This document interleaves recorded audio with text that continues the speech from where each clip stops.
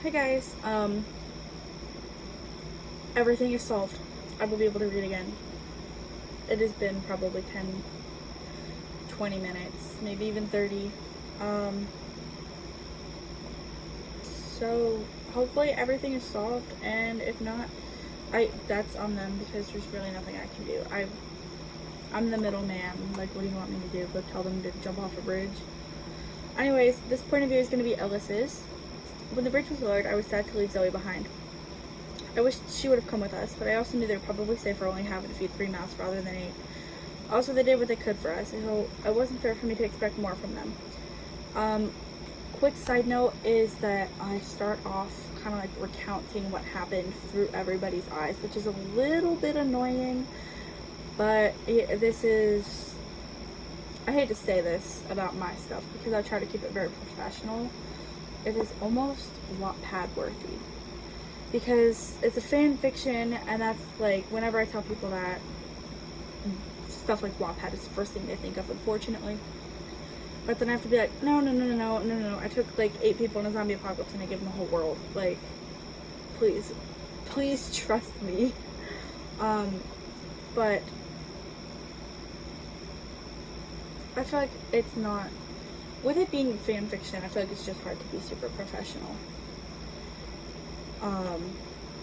I flipped through the radio, still nothing but static. I didn't know radios wouldn't work anymore, but I suppose it made sense. Wi-Fi was probably out everywhere too, since the power lines couldn't be fixed. Not like they need to be running anyways. I filled the sounds with stories of Keith and Dave, and Josh added to them sometimes. He even tried correcting me from time to time, which was really annoying. He didn't hang out with me and Keith a lot, so how would he know what went down? After a while, I pulled over to take me a nap. I was getting exhausted. We all slept, and we began... I don't know what you want. That's cool too. You scare me. We began the journey again once I woke up. I didn't want anyone else driving this car. It was mine now. I think Nick and Michelle were a thing too, because they were awful close to each other. Josh was jealous, you could tell, but it didn't matter. Nick and Michelle just made sense. They were both fully matured adults. Josh was practically in the same boat as me.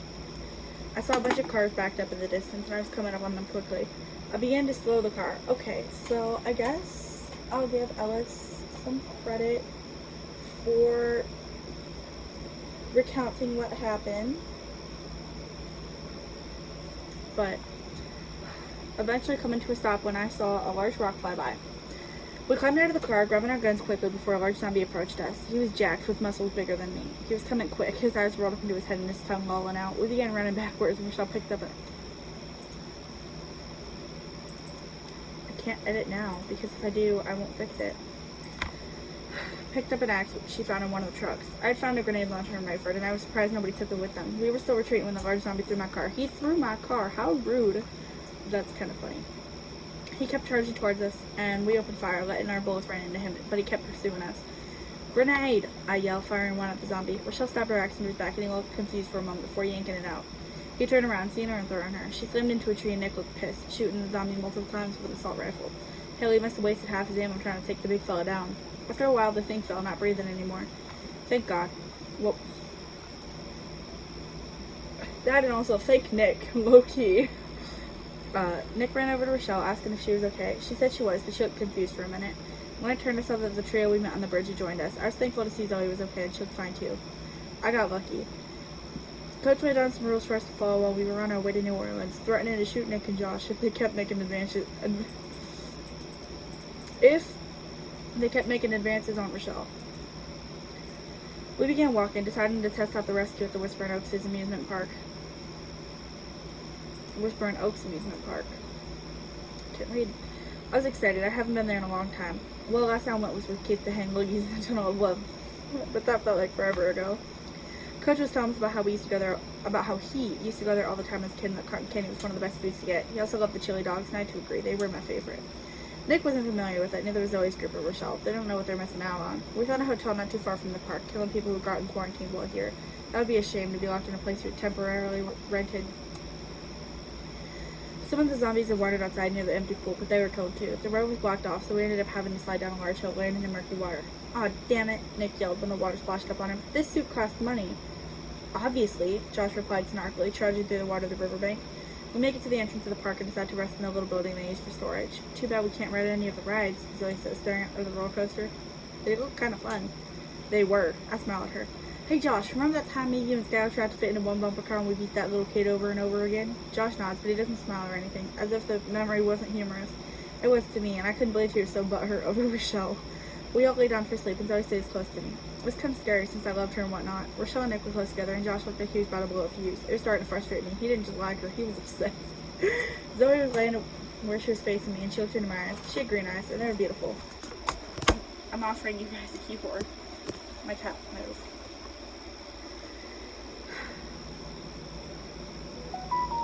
Oh, yay. I wasn't sure if that was Instagram or Inkit, but it was Inkit. Welcome to the club. I'm not going to announce her name because I don't know her, but thank you for the follow.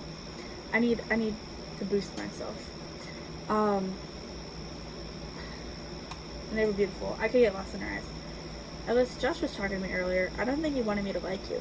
Oh, was all I could say. So now Josh was jealous of me and my crush. Zoe's out of my league, so I don't really know. Oh, Ellis, get out of your head. Ellis, I don't just like you, I love you. I know you love me too, so how about we stop pretending there's nothing there? I smiled and I knew I was blushing. Of course. I kissed her and it seemed to take her by surprise. She kissed me too though, so she wasn't too shocked. I hope no one saw my sudden outburst. Oh my god, but writing 2 out of 5. What the heck? We fell asleep together that night. My arm was wrapped around her, holding her tight. She's comfortable and we fit together like a puzzle piece. I knew she was what I needed, but I didn't know if we would make it that long. In the morning, Coach woke us up, not bothering to comment on anyone becoming a couple and starting to cuddle at night. Nick looked awful. I wondered if he'd been beat up. Did he get beat up? I can't remember. Maybe by Josh. Nick's hair was all tousled and he looked like he had bangs under his eyes. I hope I said that right. If I didn't, I'm so sorry. I'm stupid. Fun fact about me is I grew up reading instead of hearing the words, so I know all these big fancy words and I just sometimes mispronounce them because I never learned how to actually say them. So that's a little fun fact about me, is that I've always been a nerd. Nick, are you okay? I asked, concerned for my friend. Yeah, kid, just a very restless night. He answers, looking away. He looked like he'd been having many restless nights, not just tonight. Do you want up again? I stood in the window. Josh looked at me and I knew what he was thinking. I shook my head. They didn't do anything. Someone would have seen or heard. Besides, now's not the time for that kind of stuff. When we were walking through the admissions gate, Nick mumbled to me, I need a cigarette or a beer or something, dude. I'm exhausted. I didn't know Nick was into that kind of stuff. He seemed like he was too good for it. I didn't know how to respond to that either. I drank and stuff from time to time, but nothing like this. It had only been a couple weeks or so since the apocalypse started to get bad, so he must have been off that stuff beforehand, and if he's suffering now. Oh shit, man. Maybe Constitution will have something. He shrugs, and I feel kind of bad for him. I miss beer too, but not as much as he did. I wanted to Francis miss beer. He was deep in that stuff too, I think. They did know each other from before, after all. We walked through different games. Some of them still work, but apparently we didn't have time to play. Yeah, okay. So there's actually an achievement. I think I mentioned it in the last video. Not the last video. I'm so sorry. That's terrible. Misinformation. I think I mentioned it in the Left 4 Dead 2, somewhere along that reading. You can actually get the gnome and carry him and get an achievement for it, and the carnival. And also you get an achievement for punching a con in the nose to make it honk. YouTube, we're talking about a video game, so the people and stuff in it aren't real, but I just thought that was fun fact. Anyways, finally we were close to Kittyland. I looked around excited to see all the familiar rides I played on as a kid. Keith and I had come down here to play on the bumper cars, despite being a little too old for them. Okay, I do remember making a statement and saying that now that I look back on it, Ellis's obsession with Kittyland is kind of weird. If it's the bumper cars, that's not necessarily just for kids, so I can understand it if it's the bumper cars. But I was starting to think it was the other, like, kind of rides you would find at a park that you just rock back and forth on or something, or like actual little kid rides. Although I suppose technically, if you think about it, the rides don't have to be just for kids. They could be kid friendly and then put it in like Kittyland, but I'm playing through the game, I'm pretty sure they're for kids. But, and honestly, the bumper cars aren't even in Kittyland. So I made that part up. But I can let him slide if it's the bumper cars. Anything else? Bombastic side act. Woohoo! Kittyland. I run deeper into the park, looking at everything. Oh, I want to ride one. Just one. There ain't no lines to wait. And I ain't rode some of these since I was like 8. Okay. I'm kind of starting to understand. I guess I can get it for like the nostalgia, like dolls, Barbies and stuff are for kids, technically. And I'm like collecting them and also will be making content with them. So I can understand the nostalgia that comes with it, I guess. But I don't know. I guess it would be bad if he goes to amusement park specifically for Kittyland. That would be weird, but I don't know. It doesn't exist beyond Mufford at 3, I don't believe. The noises would attract zombies, Coach points out, and I look over at him disappointed. Oh, rat. I looked around sad. Some of these have to be quiet, but I wasn't going to fight him. Damn it. Nick smirked, walking by as we made our way over to the silly slide. We had to get on it over the roof, though. Yo, can we slide down the slide? I called. It had been too long since we had any fun. Nick took the stairs, and almost everyone followed. Zoe and Rochelle took the slide with me. That's what I'm saying. Also, you can't experience the reality of the slide in the game, but it is so much more fun than going down the stairs. You can possibly break your legs on the slide. I've actually, confessions here, I have jumped pretty much from the top of the slide to the bottom. It's almost like jumping over the railing of the stairs because it's so high up. And I have incapacitated myself before. And in that moment, I got judged by my sister. She was like, what did you do? And I was like, I don't know. We both went down the slide and somehow I ended up incapacitating myself. So, I don't know. But what I like to do is, because it's like a bumpy slide, I like to like jump from bump to bump. I probably miscalculated and ended up skipping a couple. But, yeah, it's a fun slide. If you play the game, I highly recommend going down the slide instead. Anyways, that thing is deadly, Rochelle complained, but she sounded like she was joking. Wait. I got so distracted about the slide, I forgot what we were talking about. I mean, I guess it is deadly because I literally just went on a rampage, low-key, about how I incapacitated myself a couple times. Zoe said it was fun, and we continued on, eventually passing through a merry-go-round and coming up on the Tunnel of Love. In the entrance, Coach asked Nick if he'd ever been in the Tunnel of Love. Nick replied that he had, too many times to count. That was weird. That is weird, Nick.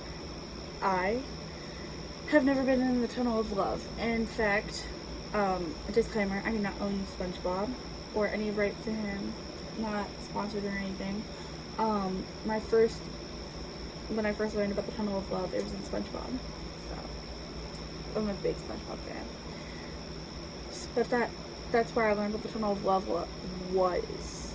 I kind of learned the concept of it. And then as I got older, I was like, oh, okay, that makes sense. But, shout out to SpongeBob. I mean, he raised me a little bit. Hey, Coach, does this bring back any memories for you? You? A cheeseburger? Romance in the air? Nick teases. Oh, I feel like I nailed that execution. I'm going to give myself a little bit of credit there. Oh, hell yeah, Nick. Tell you what, when we get to safety, first thing I'm doing is ordering some burger tank. Sounds like you, Nick replies, and everyone chuckles. I didn't think much of what I would do when we got to safety. I'd probably ask Zoe to marry me right then and there, and we'd just be married. That's kind of cute, but also, like, you have no plans, buddy.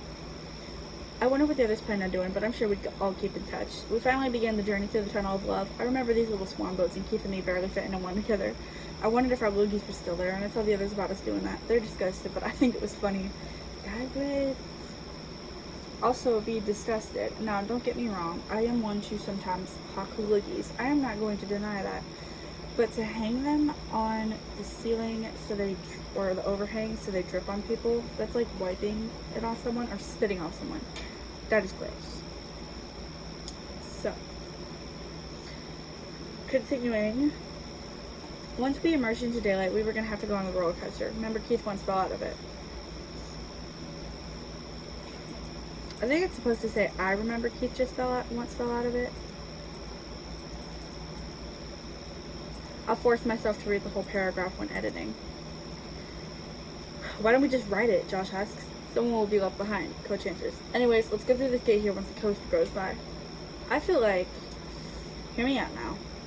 I feel like one of the survivors could have jumped on the roller coaster after starting it. And then they could have ridden the roller coaster around the track. They would have to be fast, though.